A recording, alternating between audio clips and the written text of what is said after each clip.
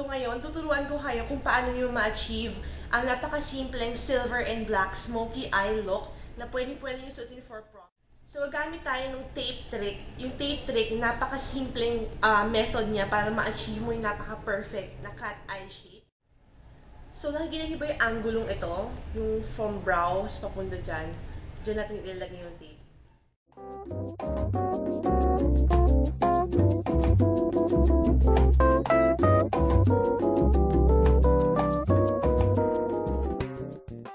So ngayong may tape na, maglalagay tayo ng eye primer. So ito yung from e.l.f. Mura lang to, 249 yata, 0.75.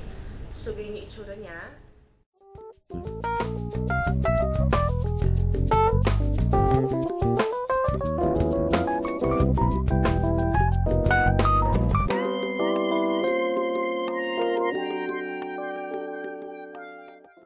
Gagamitin yung palette, napakamura lang din kasi from e.l.f. siya. So, ito yung, ano niya, quad siya.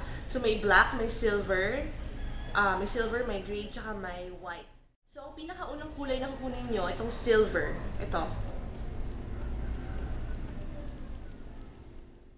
So, itong kulay na to, ilalagay nyo sa all over sa lids.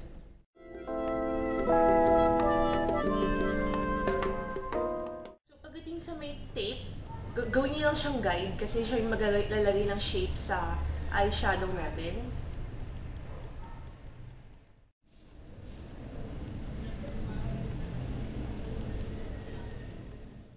Ang next na kulay na gagamitin natin ay yung black. So, kunin niyo lang yung black. So, itong black, ilalagay natin sa pinakadulo ng eyeshadow. So, dito na sa may tape, sa outer V.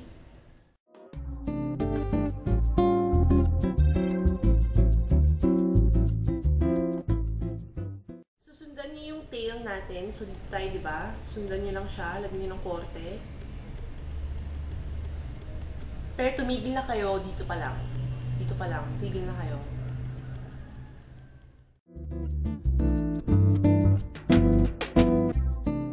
So, napaka-obvious na outer V siya. Kasi makikita nyo, diba, yung shape na V? Yung V, diba? So, ang madali dito kasi may tape tayo. So, hindi nyo na kailangan tansyahin kung paano nyo ipa-perfect yung outer V nyo. So, mayroon tayong tape dyan. So, yun na yung eyes natin. So, hindi pa tayo tapos kasi magbe-blend tayo. Kuha kayo ng brush na blending brush. So, kung wala kayong pakialam kung ano yung blending brush, basta kuha lang kayong napakalaking brush na pwede nyo pang blend. So, parang ganito lang. Tapos, ang gagawin natin, tatanggalin natin yung mga harsh edges. Diba, napaka-sharp na tingnan. I-blend lang natin siya para mas mukhang okay tingnan.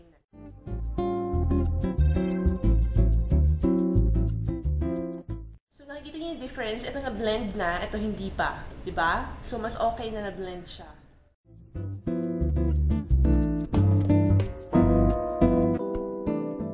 So, next, kukuha kayo ulit ng black, yung black ulit, konti lang, tapos magko-concentrate kayo sa pinaka-outer niya, doon lang kayo magko-concentrate.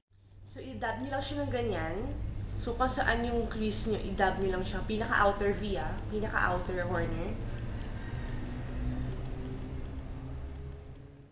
So, as you can see, mas nag-darken yung corner natin. So, i-blend nyo lang ng konti lang. Kasi gusto natin yung dark yung area na yan.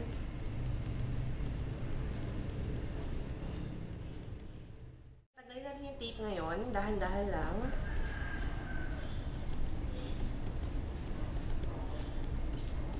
So, as you can see, napaka-okay yung line niya. Kasi nga, di ba, nag-tape tayo. So, yun yung shape. Alisin yung mga kalat dyan, kuha lang kayo ng foundation or concealer, tapos dab nyo lang. Dab.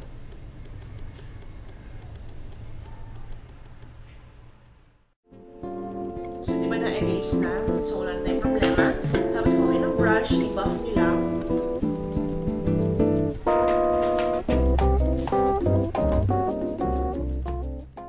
So, next, kukuha kayo ng mas maliit na brush. So, parang ganito lang. Tapos, kukuha kayo ulit ng black na eyeshadow. Gamitin natin galing sa Everbelena. So, kuha lang kayo niyan. As you can see, payat tong brush na to. Kasi, gamitin natin siya sa lower lash line. Tapos, ang gagawin nyo, ilaline nyo lang yung i-connect lang natin siya pababa. So, hanggang half lang. Ganito.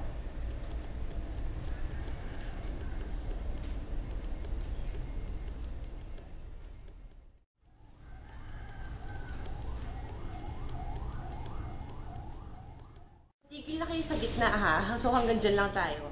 So next, kunin niyo yung white na eyeshadow. Kahit anong white, pwede yung gamitin. Tapos ilalagay natin siya sa brow bone. I-highlight natin yung brow bone natin. So ito yon.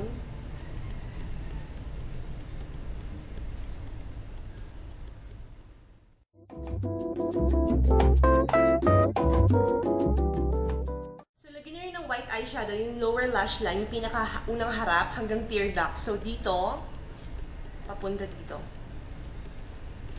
Tapos i-blend nyo lang, i-dab-dab nyo lang. Ganyan.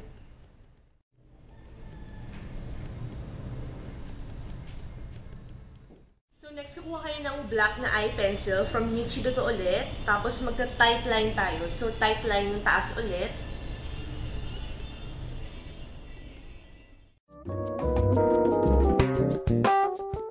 So next, mag-line tayo ng lash line natin. Pwede yung gamitin yung pencil din. Pero kung ayaw nyo, pwede kayong gumamit ng liquid liner. So ito yung gamitin ko. So hindi kayo mahihirapan kasi nga may guide na tayo, diba? So alam niyo na kung saan kayo mag-stop. So dyan tayo mag-start.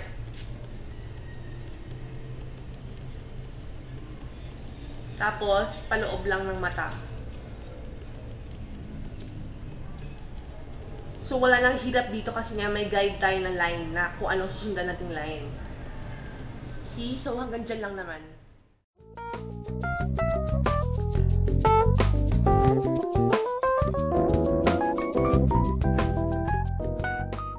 So, kunin nyo ulit yung black pencil nyo, tapos iline nyo yung lower waterline, pero yung half lang din, yung half ulit.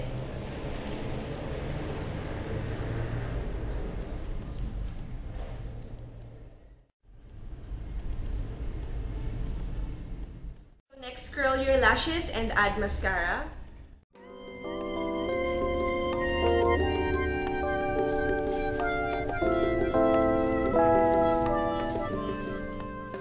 So, para makompleto yung mata natin, maglalagay tayo ng false lashes. So, madaming false lashes sa Shawil. So, madami nun, so kuha lang kayo doon. Tapos, lagay nyo lang sa eyes.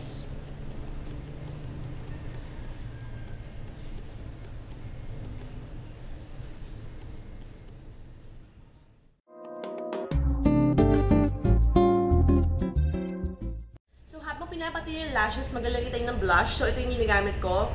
Cream blush siya ulit. Plum Brulee from Nichido.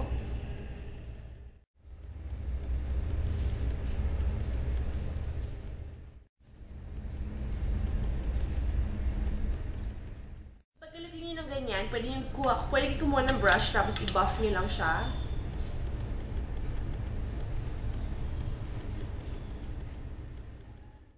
Tapos kuha kayo ng magandang pink na lip color. So, ito yung from Ever Bilena, yung matte lipstick in Pink Flame. Ito yung pinaka-favorite kong local brand na color pink na lipstick. So, ganito yung itsura niya. Ganyan. Ang ganda ng kulay.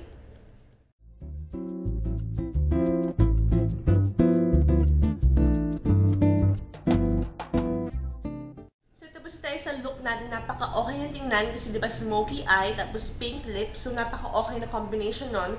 So, pwedeng-pwede ito suotin for prom, diba malapit na ang prom, so pwedeng-pwede ito gawin sa bahay. Meron lang kayong mga affordable na products na sinabi ko. So, lahat ng mga ginamit kong products, ilalagay ko sa information box. Tapos, saan siya pwedeng mabili, ilalagay ko lahat doon. So, tingin muna kayo sa baba. I-vlog ko rin itong look na to para makita nyo siya sa vlog ko sa ctiocoartelier.com. So, lahat ng pictures ilalagay ko rin doon. So, salamat sobra sa panonood at sana na-enjoy niyo yan. Magkita-kita tayo sa susunod kong video. Next, mag-curl kayo ng lashes.